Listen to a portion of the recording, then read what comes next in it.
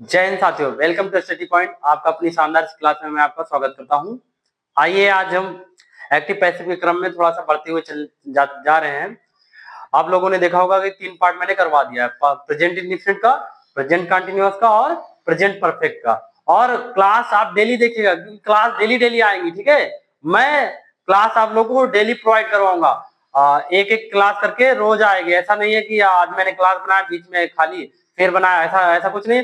Daily daily provide करवाऊंगा। ठीक है, तो आप क्लास को डेली अटेंड कीजिए और वीडियो को लाइक कर दीजिएगा। और ये जो चीजें हैं क्लास को ज्यादा ज्यादा लोगों तक शेयर कर दीजिए। कुछ बच्चे बता रहे हैं सर जी यूट्यूब में सर्च में आता ही नहीं है, तो आप आपकी जिम्मेदारी बनती है कि जो अपने मित्र हो, क्लासमेट हो, उनको मेरा चैनल का लिंक प्रोवाइड करवा दीजिएगा। ठीक है, सेंड कर दीजिएगा। अब देखिए उसी क्रम में मैंने पास्ट प्रेजेंट का पूरा खत्म कर दिया। आज मैंने पास्ट का लिया है। ठीक है, पास्ट इंडिफिनिट है और पास्ट इंडिफिनिट का रूल ये होता है कि सबसे पहले मेन चीज ये आपको ध्यान रखना है कि जो भी सेंटेंस दिया गया हो उसको आपको पहचानना आना चाहिए। ठीक है, कि ये किस सेंटेंस में किस टेंस में दिया गया है। जैसे मान लो कोई चीज लिखा है तो आप सेंटेंस को पहचानने का 2 तरीका है। या तो आप उसमें हेल्पिंग वर्ब देख लीजिएगा, अगर हेल्पिंग वर्ब मिल गई तो काम चल जाएगा। अगर मान लो किसी में हेल्पिंग वर्ब नहीं दिया गया है तो आप मेन वर्ब पकड़िए। ठीक है, मेन वर्ब की सेकंड फॉर्म लगी हो तो आप जानते हैं पास्ट इंडेफिनिट वो प्रयोग होता है। ठीक है, तो इसमें जो अफर्मेटिव सेंटेंस होता है इसमें हेल्पिंग वर्ब नहीं लगी होती है, इसमें मेन वर्ब की सेकंड फॉर्म का प्रयोग करते हैं। ठीक है, तो पहला नियम यही था कि इसमें मेन वर्ब की सेकंड फॉर्म लगी होती है पास्ट इंडेफिनिट में। और दूसरा, जब बदलेंगे इसको तो जब भी मैंने बताया कि एक्टिव से पैसिव बनाने का नियम ये होता है कि एक टेंस अगले टेंस की हमें हेल्पिंग वर्ब लगानी होती है। तो ये पास्ट इंडेफिनिट में है, जब हमें इसे बदलेंगे तो इसमें क्या है, मतलब पास्ट कंटिन्यूअस में। अब आप भी जानते हैं पास्ट कंटिन्यूअस की हेल्पिंग वर्ब क्या होती है, वाज और वर होती है। दो में से एक, सिंगुलर के लिए वाज होता है और प्लूरल के लिए वर होता है। तीसरा नियम कहता है कि वही पहले जैसा कि मेन वर्ब की थर्ड फॉर्म का यूज हम करते हैं। मेन वर्ब की कौन सी फॉर्म, थर्ड फॉर्म का यूज करते हैं।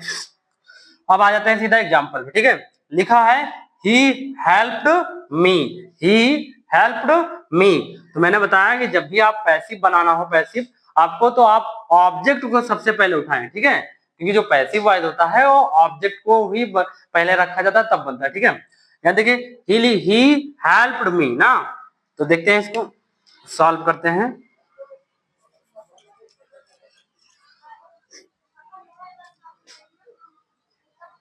देखिए यहां से लिखा है मी ना, तो मी का सब्जेक्टिव केस। अब यहीं पे बच्चे कुछ गलती कर जाते हैं कि डायरेक्ट मी को मी ही लिख देते हैं। भाई ये सब्जेक्टिव ऑब्जेक्टिव केस आपको पता है और आपका उनका यूज भी आपको आना चाहिए। जैसे यहाँ मी लिखा है तो आप यहाँ डायरेक्ट मी नहीं लिख सकते।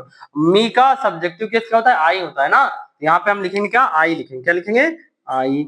आई, अब आई हो गया आई। अब अगले टेंस की वाज और वर। ठीक है, तो यहाँ पे वर होगा, क्या होगा, वर, वर्ब। अब मेन वर्ब की थर्ड फॉर्म, हेल्प की जो थर्ड फॉर्म होती है हेल्प्ड ही होती है, सेकंड भी वही और थर्ड भी। तो यहां से हम लिख देंगे हेल्प। क्या लिख देंगे, हेल्प, हेल्प। और बाई लिखना है, बाई के बाद सब्जेक्ट क्या, ही का ऑब्जेक्टिव केस क्या होता है, ही, हिज, हिम होता है। क्या होता है, हिम। तो यहां हो जाएगा हिम। ये हमारा बन गया। ठीक है, आप लोग देखिए इसको एक बार। अगर चीजें ना समझ आई हो तो एक बार और बताइए, मैं इसे दोबारा से एक्सप्लेन कर देता हूं। ठीक है, चलिए दूसरा देख लेते हैं।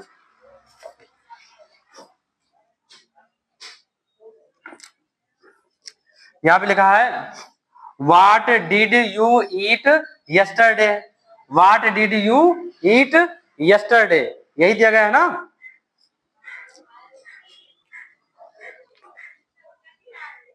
व्हाट वाज नहीं, इसमें क्या, what did you eat today है। क्या है, टुडे ना। यहाँ पे थोड़ा सा गलती हो गई है, टुडे होगा। क्या होगा, टुडे। इसमें यस्टरडे टुडे होगा। टुडे लिख लेते हैं यहाँ पे। यहाँ पे हो जाएगा टुडे। ठीक है, क्वेश्चन मार्क। अब इसको करते हैं। देखिए यहाँ पे जैसे वाट लिखा है ना, तो मैंने बताया ना कि अगर वाट लिखा तो वाट को वाट ही लिख देंगे। ठीक है, यहाँ पे लिखेंगे वाट, वाट। अब डिड है तो हमें यहाँ हेल्पिंग वर्ब चाहिए, और हेल्पिंग वर्ब इसमें वाज और वर आएगा। तो अभी इसके थोड़ी देर के लिए छोड़ देना इसको ना।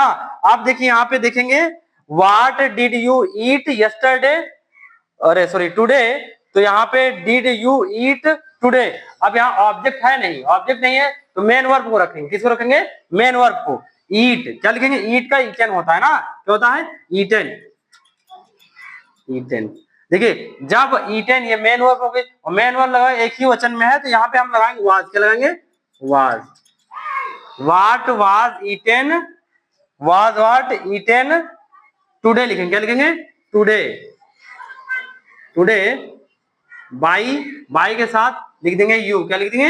You, question mark. ठीक है, तो एक बार चेक कर लीजिए, आप लोग देख लीजिए।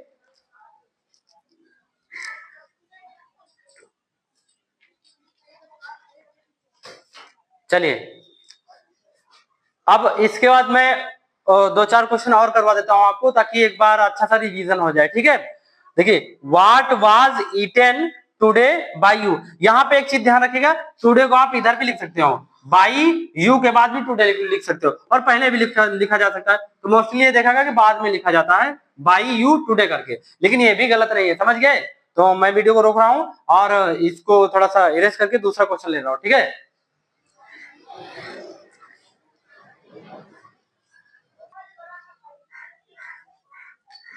देखिए यहाँ पे क्वेश्चन है did you sweep the floor. ठीक है, did you sweep the floor. अगला लिखा है हु ब्रोक द जग। ठीक है, तो यहाँ पे हम इसको करते हैं पहले वाले को, तीसरे को। देखिए यहाँ पे लिखा है हेल्पिंग वर्ब ना, तो यहाँ भी हेल्पिंग वर्ब ही आएगी। अब कौन सी हेल्पिंग वर्ब आएगी? वाज आता है कि वर आता है, ये बाद में देखेंगे। पहले ऑब्जेक्ट उठाओ, द फ्लोर लिखा है ना, द फ्लोर, तो लिख लो द फ्लोर। अब द फ्लोर है एक क्वेश्चन, क्या है? एक क्वेश्चन, तो यहाँ आएगा वाज। क्या आएगा? Was, was, was the floor. अब स्वीप का स्विफ्ट होता है, क्या होता है? Second form swept. ठीक है, as swept. The sorry was the floor swept by लिखेंगे, और बाय के बाद ऑब्जेक्ट क्या है आपका, सॉरी सब्जेक्ट क्या है? यू, तो यू का यू हो जाएगा। ठीक है, यू ही हो जाएगा, ये होगा अपना। यहाँ लिखा है हु ब्रोक द जग। अब हमने आपको वो पिछली वीडियो में बताया था, जब भी हु आ जाए, क्या आ जाए? हु, तो क्या लिखेंगे? बाई होम से शुरू करेंगे। क्या शुरू करेंगे? बाई होम से। यहाँ पे हो जाएगा बाई होम, बाई होम। अब यहाँ पे हमें लेना हेल्पिंग वर्ब। क्या लेना है? Helping verb. अभी पता नहीं कि by home helping verb was आएगा, वर आएगा, तो पहले ऑब्जेक्ट उठाएंगे, the jug, the jug. The जग है एक क्वेश्चन, तो यहाँ लिखेंगे वाज। क्या लिखेंगे? वाज। आखिरी में बाई लगा के, सॉरी बाई तो पहले ही लग गया, by whom was the jug break broke broken होता है। क्या होता है? ब्रोकन हो जाएगा, ब्रोकन। उम्मीद करता हूं आपको चीजें समझ आई होंगी, एक बार देख लीजिएगा।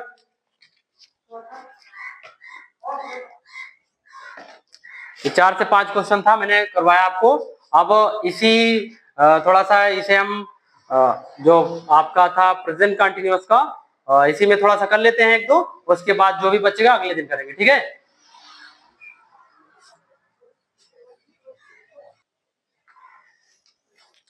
देखिए दोस्त, ये है पास्ट कंटिन्यूअस। ठीक है, आप लोगों को दिखाई दे रहा हो पास्ट कंटिन्यूअस है। पहला रूल इसमें ये है कि इसमें टेंस परिवर्तन नहीं होता है। मैंने बताया जितने भी कंटिन्यूअस मिलेंगे आपको, चाहे प्रेजेंट का हो, चाहे पास्ट का हो, चाहे फ्यूचर का हो, आपको उसमें क्या करना है? टेंस का परिवर्तन नहीं करना है, ये आप लोग ध्यान रखिएगा। ठीक है, ये चीज आप लोग अच्छे से ध्यान कर लीजिएगा। उसके बाद रूल नंबर दूसरा है कि वाज और वर का ही प्रयोग करते हैं। इसमें वाज और वर लिखा होगा, आपको उन्हीं का प्रयोग करना है। और तीसरा है बीइंग लगाना है ना। मैंने बताया ना कि जितने भी कॉन्टिन्यूअस टेंस होते हैं उनमें आप बीइंग का प्रयोग करना है। ठीक है, जो मान लो चाहे वो प्रेजेंट का हो, चाहे पास्ट का हो, चाहे फ्यूचर का हो, आपको बीइंग का प्रयोग करना है। किसका? बीइंग का। तो देखिए अब करना शुरू करते हैं हम। लिखा है he was not giving help. तो सबसे पहले हमें ऑब्जेक्ट उठाना है, ऑब्जेक्ट मेरा हेल्प ही होगा। ठीक है, यहां लिखेंगे हेल्प, हेल्प। अब यहाँ आएगी क्या कहते हैं? एक क्वेश्चन। हेल्प क्या है? एक क्वेश्चन, तो हेल्पिंग वर्ब क्या आएगी? यहाँ आएगा वाज। क्या आएगा? वाज। ठीक है, हेल्प वाज। फिर लिखेंगे नॉट, नॉट। एक बात ध्यान रखना, इसमें विंग लगाना है, लेकिन अगर नॉट है तो पहले नॉट लिखेंगे फिर विंग लगाएंगे, अन्यथा आप इसके बाद विंग लगा दोगे तो गलत हो जाएगा, ठीक है। नॉट के बाद विंग लिखेंगे। विंग मेन वर्ब की कौन सी फॉर्म चाहिए? थर्ड फॉर्म में। गिव का क्या होता है? गिव, गेव, गिवन होता है। गिवन। बाई लिखेंगे, बाई के ही का क्या होगा? हिम। क्या होगा? Him. He, his, him. By, him. ये आपका हो गया। अगला देखेंगे, लिखा है were you speaking the truth. Were you speaking the truth. यहाँ पे आप जानते हो क्या आएगा? यहाँ पे कोई हेल्पिंग वर्ब ही आएगी, लेकिन हमें पता नहीं क्या आएगी, तो अभी थोड़ी देर इसको छोड़ दो। द ट्रूथ लिखेंगे। क्या लिखेंगे? The truth. The truth. अब ये एक क्वेश्चन है, एक क्वेश्चन के हिसाब से हम वाज आएगा। क्या आएगा? वाज। अब अगर नॉट होता तो पहले नॉट लिखते तब विंग लगाते, समझिए।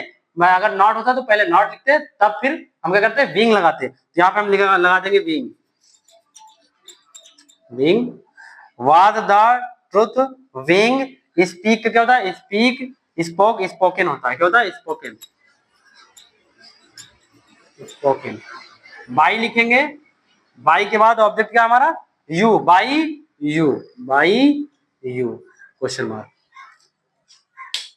ये पास्ट कॉन्टिन्यूअस का, ठीक है।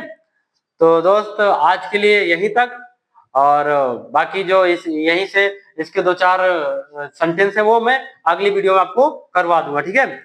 तो क्लास अच्छी लगी हो तो क्लास को लाइक कीजिएगा, और चैनल पे नए हैं तो चैनल को सब्सक्राइब कर लीजिएगा। सबसे बड़ी चीज मैंने शुरू में आपको बताया है कि बच्चे कहते हैं कि सर जी जो ये क्लास की लिंक है वो मिल नहीं रही है, या फिर क्लास सर्च में आ नहीं रही है। तो आप लोगों की ये रिस्पॉन्सिबिलिटी बनती है कि इस क्लास को आप अपने दोस्तों तक शेयर कर दीजिए, ठीक है। एक के हिसाब से एक एक ऐसे करते रहेंगे तो सभी लोगों तक ये पहुंच जाएगा। और आपको क्लास मिस नहीं करनी है, डेली डेली अटेंड करनी है। और ये क्लास डेली मैं प्रोवाइड कराऊंगा। इत्तेफाक से किसी दिन ना हो पाई तो अलग बात है, नहीं तो मोस्टली हमेशा रोज रोज होगी, ठीक है। तो आप एक काम कीजिए, ये कि इसको ज्यादा से ज्यादा थोड़ा सा शेयर कर दीजिएगा, और डेली क्लास में आइए, प्रैक्टिस ज्यादा ज्यादा कीजिए। मैंने यहाँ 5 क्वेश्चन करवाया, तो आप घर पे कोई बुक हो या फिर क्वेश्चन बैंक हो, उनमें देखिए, उनमें इनका जो दिया गया है क्वेश्चन, आप उन पे ज्यादा फोकस कीजिए, ठीक है। इन्हीं के सहारे, बाकी मैं तो सिखा ही रहा हूँ। अब आने वाले टाइम में जो एकदम मोस्ट इंपॉर्टेंट क्वेश्चन होंगे उनको मैं ले आऊंगा, पहले इनको तो मैं सिखा दूं आप लोगों को। तो दोस्त आज के लिए यहीं तक, बाकी मिलते हैं नेक्स्ट क्लास में। तब तक के लिए हंसते रहिए, मुस्कुराते रहिए। जय हिंद, जय भारत।